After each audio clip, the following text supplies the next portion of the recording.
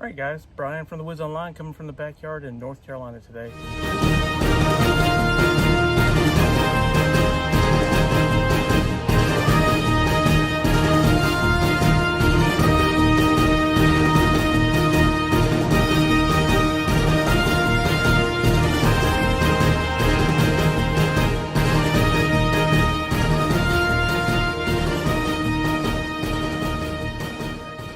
Today we're going to make some artisan bread.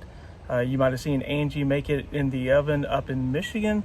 Today I'm going to do it in a Dutch oven, so this might appeal more to those followers on our channel who camp, who like to use a Dutch oven. So we're going to try it out, see if it works. We're going to basically use the same recipe that Angie used. It's the white bread. It's by a gentleman on YouTube, artisan bread making with or by Steve or something like that.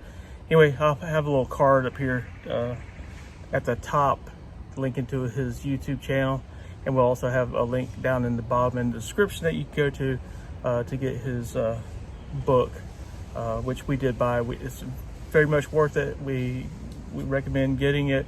We bought the ebook. You can get it in hardback or paperback, whatever, online, but we have a link to that as well. Basically what I'm going to do today is I'm going to use an 8-inch oven or Dutch oven. So it's a little bit smaller. It's only me.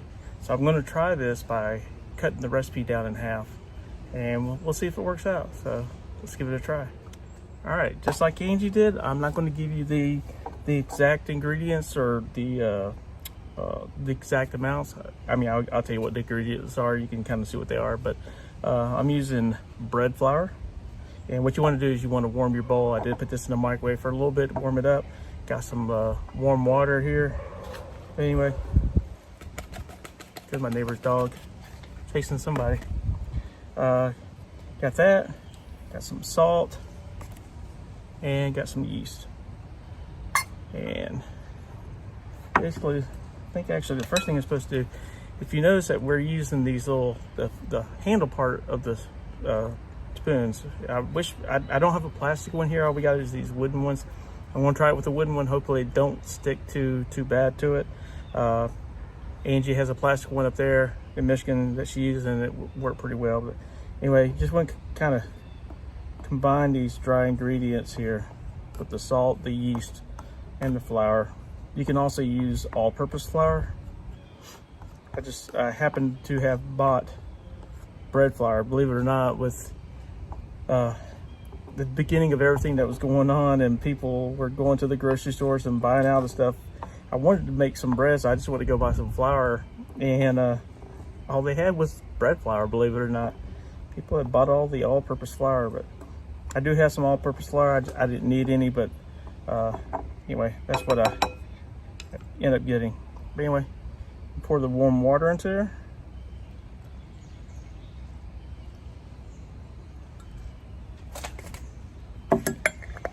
Basically what we're going to do is using that skinny end of the handle, I'm going to start incorporating this until it becomes a shaggy ball, they say, which doesn't sound right.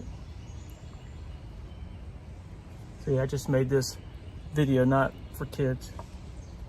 There you go, YouTube. Anyway, you want to kind of stir it around, get everything incorporated there. Get all the dry ingredients incorporated.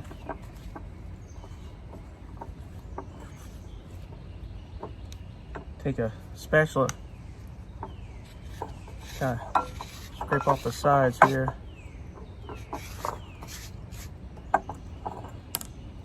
But anyway, we get that formed into a ball there. It did stick a little bit, but that's all right. And we'll see how this comes out. Hopefully it does come out. But I'm going to cover this with some plastic wrap, saran wrap, cellophane wrap, whatever you want to call it.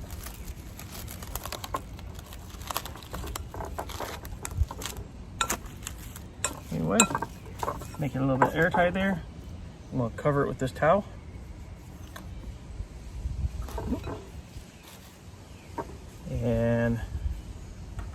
We're gonna let it sit here in the sun. Direct sunlight's a great place for it to heat up and warm. It's not too hot outside today. It's probably in the 70s. Anyway, we're gonna let it sit here for about an hour and a half. This is a turbo method. Angie did an overnight method where she did, hers had less yeast, but more time to proof. This is called a turbo method. So we're gonna try this and hopefully it will come out. So we'll see you about an hour and a half from now. All right, folks, so it's been an hour and a half. This has been sitting out here in the sun. You can see the shades come in now, but it's got a little warmth to it. It's been proofing for an hour and a half. We'll take a look at it and see what it looks like. Yeah, I guess it came up a little bit. Not as much as I thought it would, but hopefully it will turn out. So yeah, it's got little bubbles in it. You can see the little bubble. That's cool. So what it says to do is you're gonna take the end of the spoon again. You're gonna put it in there. You're gonna stretch it out. You're gonna degas it.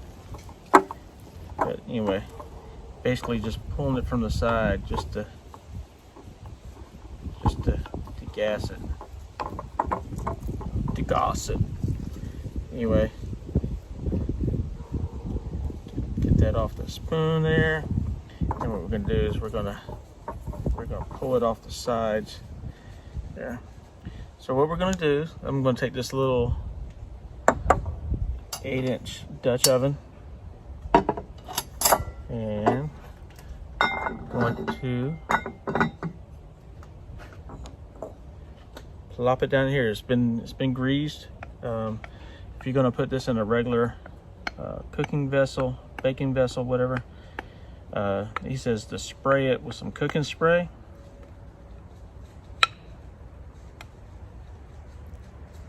Anyway, get it in there like that. And what we're going to do is we're going to cover this up.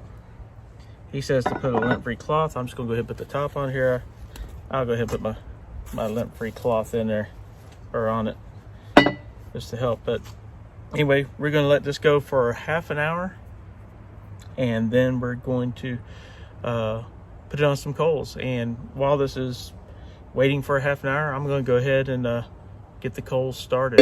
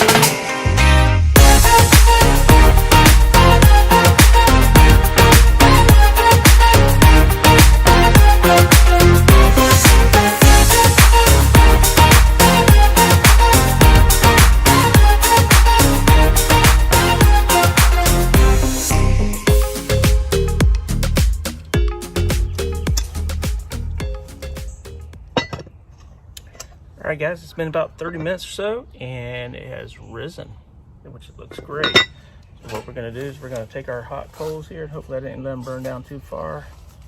Anyway, we're gonna put 7 of them, and they are hot. Yeah, I may have 6 more.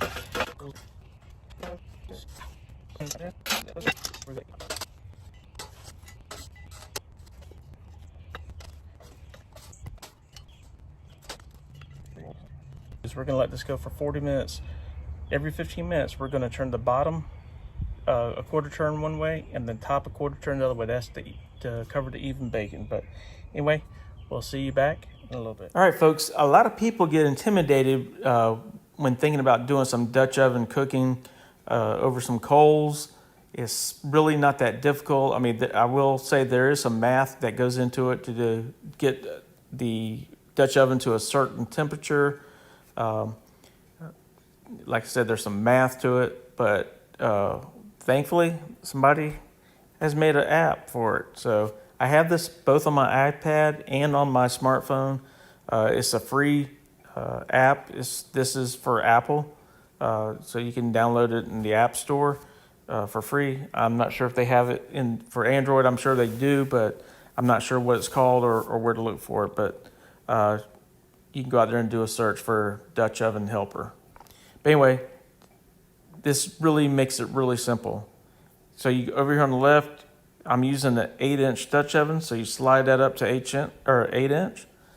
I'm in the middle. I'm going to go for 400 degrees. That's what the recipe calls for. And over here on the right, I'm going to bake. So you got simmer, bake, roast, and fry. I'm going to bake. So it tells me right there at the top that I need 14 on the top, 7 below for a total of 21. And that will get me to that 400 degrees. Now these are briquettes that are already are hot and ready to go. So anyway, just want to show you this. Don't make it too hard on yourself. It's fairly simple, especially when you have an app like this. So let's get back to cooking.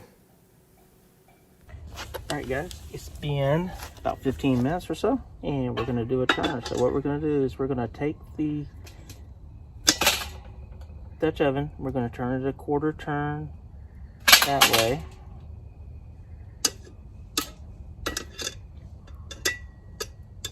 And then we're gonna take the lid, and we're gonna turn it a quarter turn that way. And we'll be back in another 15 minutes or so. All right, folks, it's been about another 15 minutes or so, and I can smell it. So let's give it a check before I change it here. Oh yeah, I want to give it a little bit more. Anyway, we'll turn this another quarter turn. And I'm going to give this another quarter turn. I'm actually going to put a few more coals back down there because those are about burned off. All right, folks, it's been about 40 minutes total. So let's give this a check and let's see how we're doing. Yeah, I'm going to say we're done. All right, folks, our bread is done. As you can tell, this pot is still hot, but as you can see,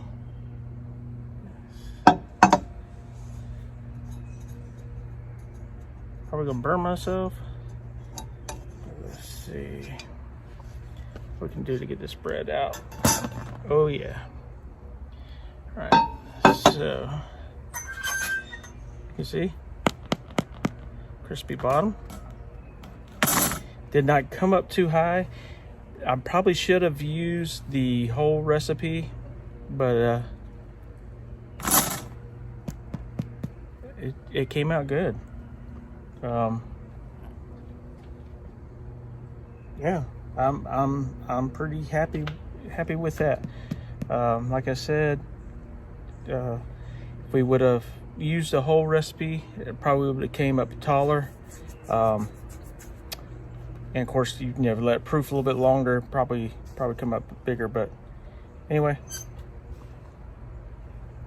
my skinny bread. So I think Angie's can be considered the winner of that one. But let this cool for a few minutes here, and then we'll cut into it and see how it looks. All right, guys, we are going to cut into this bread and see how it came out. It's still a little bit hot. Ouch. Very crunchy.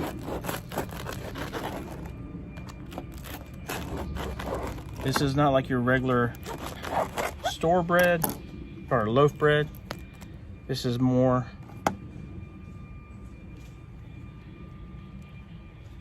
see the steam coming off that. Very hot, but anyway, yeah, very nice. So let's cut off another little piece here.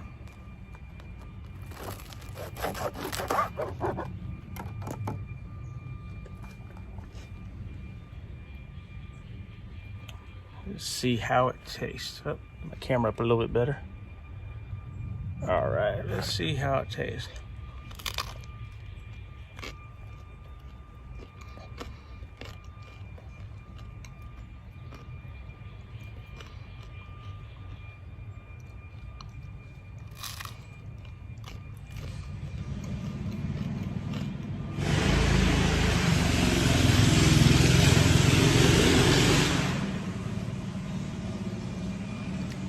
Neighbor on a go-kart with no muffler. Pretty good. A little butter on that, but pretty good. I imagine going with the full recipe. That way I know that all my measurements were correct. Would probably been better, but yeah, this is pretty good.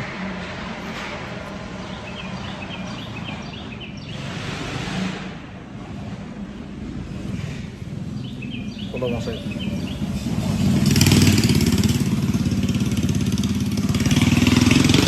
Going around the house, going up the street, but yeah, I think if I went with the whole recipe, probably tastes a little bit better, and of course it'd been taller. This was the turbo method. Like I said,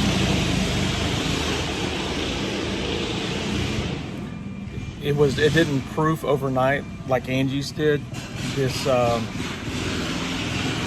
basically proofed an hour and a half, and then we degassed it, and then proofed it again for another 30 minutes. So I only really proofed for like maybe 2 hours or so, but yeah, it's pretty good. So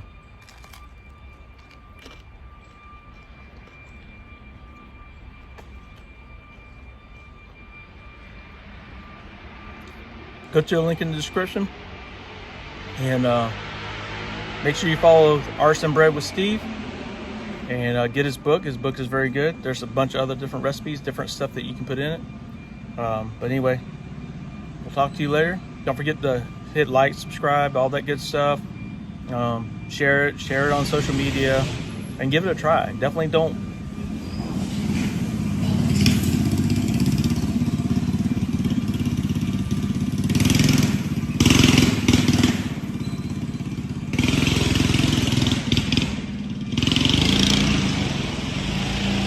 Hold on 1 second.